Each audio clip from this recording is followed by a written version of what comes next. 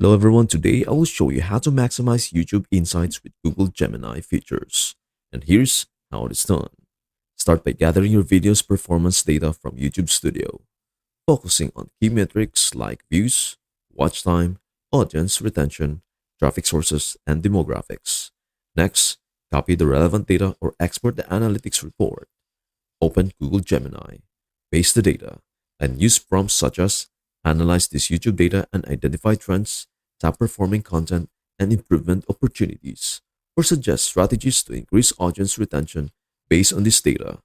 Gemini can process this information to highlight actionable insights, such as optimal posting times, topics that resonate most, and areas where viewers drop off. And that is everything to know about how to maximize YouTube insights with Google Gemini features.